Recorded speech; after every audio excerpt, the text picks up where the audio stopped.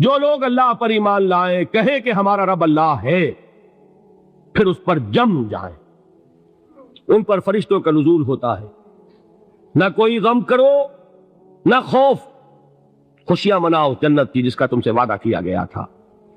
اللہ کی ربوبیت پر اطمینان جب انسان کو ہو جاتا، میرا رب اللہ ہے، ربی اللہ، انسان کے لیے نہ کوئی کھٹکا، نہ کوئی خطرہ، نہ کوئی خوف، نہ کوئی حزن۔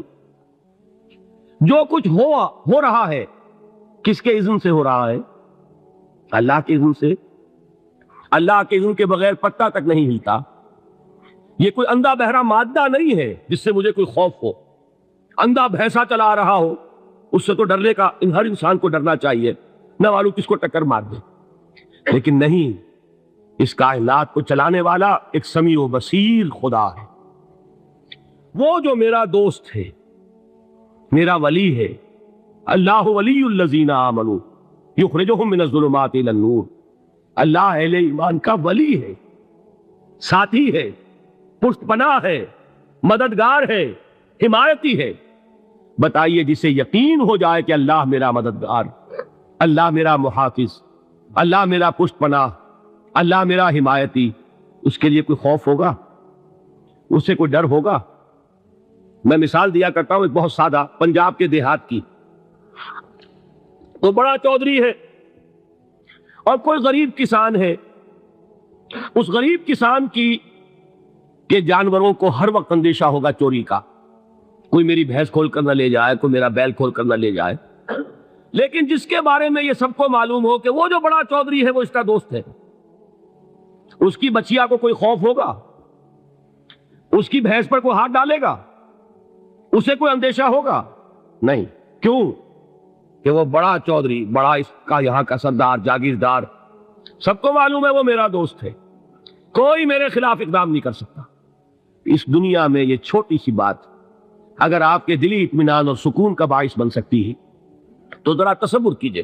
میں لفظ تصور استعمال کروں گا صرف اس لیے کہ اس کا ہم جس کو کہتے ہیں ادراک اور شعور کر نہیں سکتے، اگر کے ساتھ کر سکتے۔ اگر یقین ہو کہ اللہ میرا مددگار اور یقین ہو کہ اللہ ہر آن میرے ساتھ ہے، پھر کوئی خوف، کس کا خوف؟ کوئی شے اللہ سے بالا تر ہے؟ کوئی قوت اس سے زیادہ طاقتور ہے؟ کوئی اس کے ارادے کو بدلنے والا ہے؟ کوئی اس کی مشیت کے آڑے آنے والا ہے؟ یہی بات ہے جو حضور نے فرمائی، یہ ایمان کا حاصل ہے لب لباب، کہ دیکھو اچھی طرح اس بات کو ذہن نشین کر لو، اگر تمام انسان مل کر تمہیں کوئی نقصان پہنچانا چاہے نہیں پہنچا سکتے، مگر جو کچھ اللہ نے لکھ دیا ہو، اور تمام انسان مل کر تمہیں کوئی نفع پہنچانا چاہے نہیں پہنچا سکتے، مگر وہ شے جو اللہ نے طے کر دی۔ آپ پھر میں کہوں گا ذرا طاری کیجئے، اسے فرض کیجئے، اسے سوچئے، اگر اس حدیث پر ہمارا دل ٹھکا ہوا ہو تو کسی سے ڈر ہوگا؟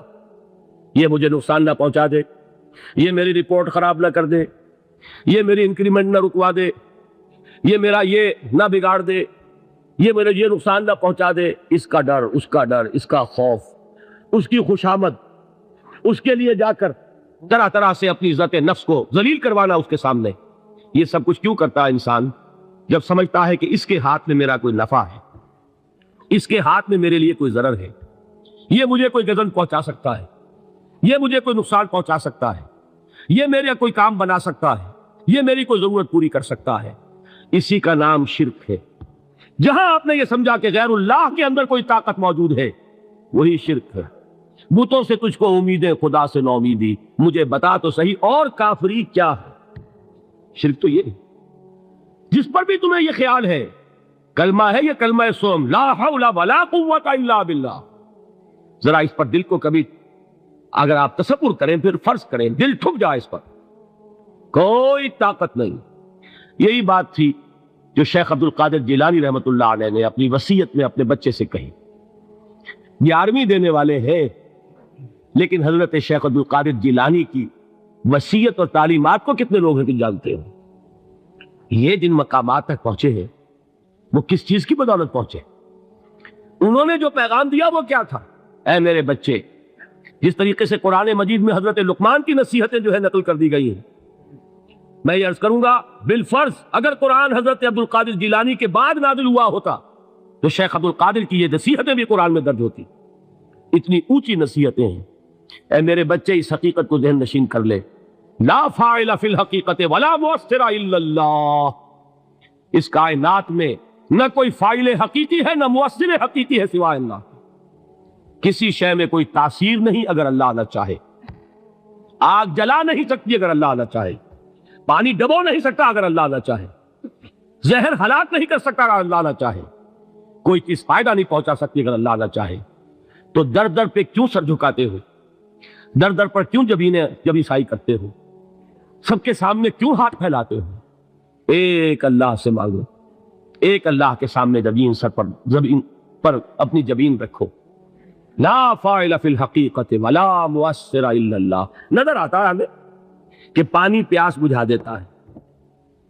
پیاس بجھانے کی صلاحیت پانی میں نہیں ہے, اللہ کے اذن سے.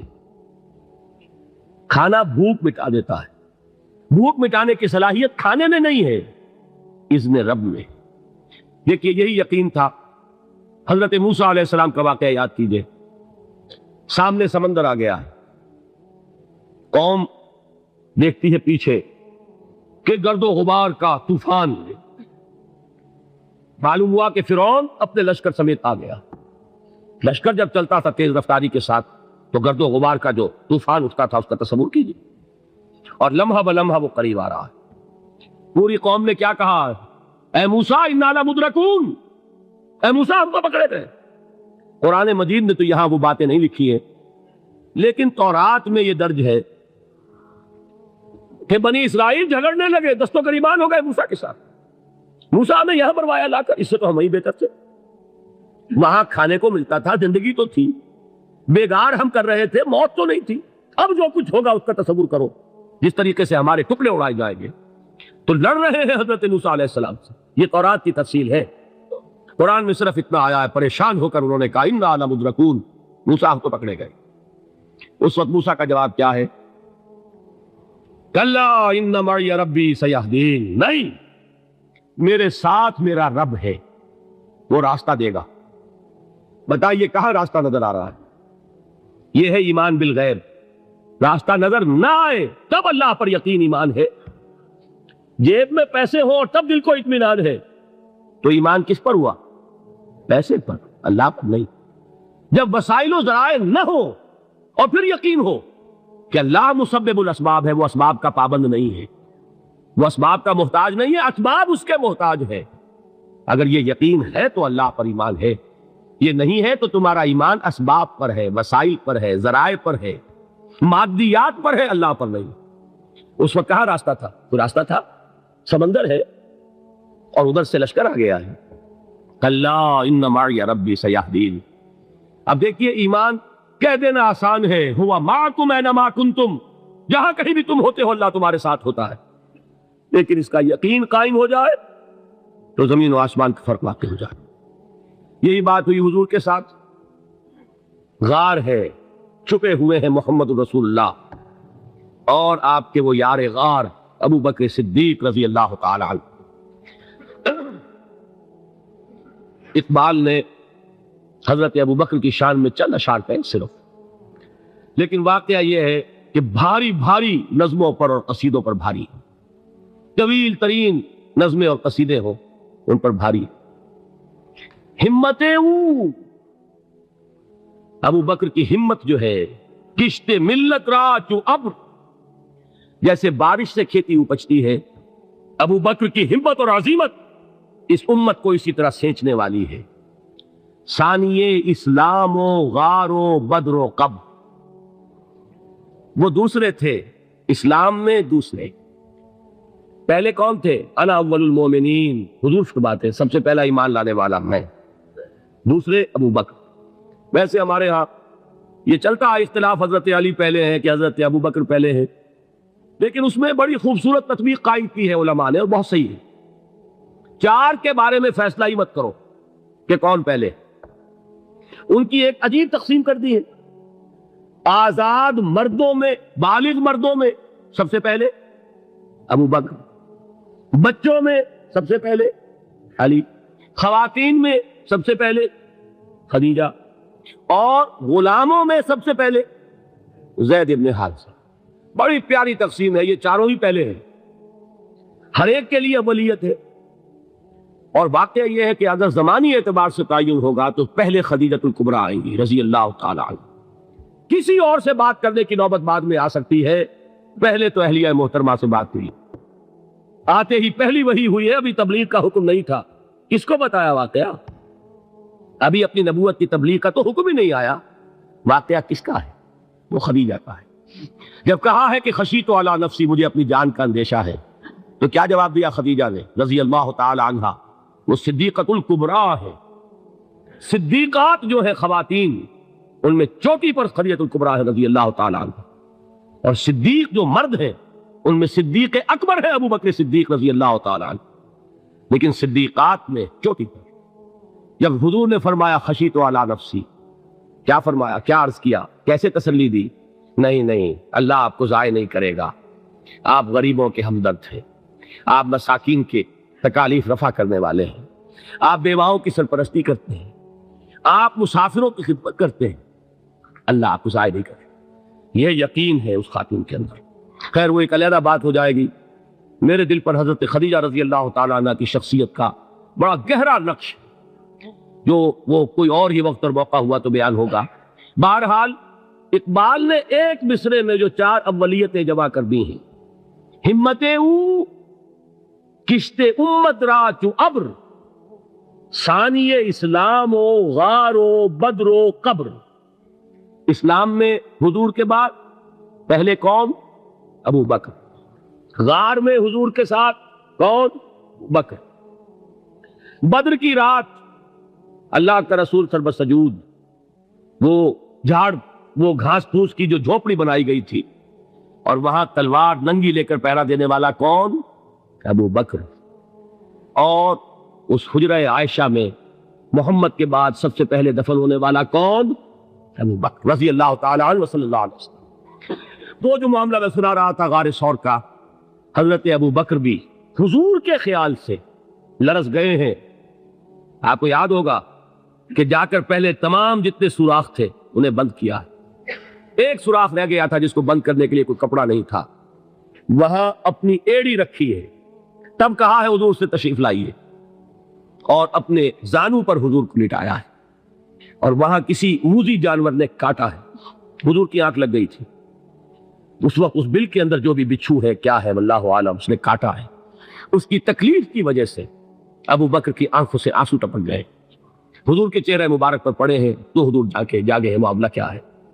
ایڑی نہیں ہٹائی وہاں سے، مبادا وہ جانور وہاں سے نکل کر محمد الرسول اللہ کو کوئی گزن پہنچا دے، ابو بکر کی ایڑی ہے، جس طرح چاہے کھا لے، ختم کر دے، جان نکل جائے تب کوئی آنچ آئے محمد پر تو آئے، لیکن جیتے جی نہیں۔ وہ ہے ابو بکر حضور کے خیال سے۔ اس وقت حضور نے پھر اپنا لعاب دہن لگایا ہے، اور اس سے پھر آپ کی تکلیف ختم ہوئی۔ جیسے خیبر میں حضرت علی کی آنکھ دکھ رہی تھی، اس کو جو شفا حاصل ہوئی ہے وہ بھی حضور کے لعاب دہن سے ہوئی۔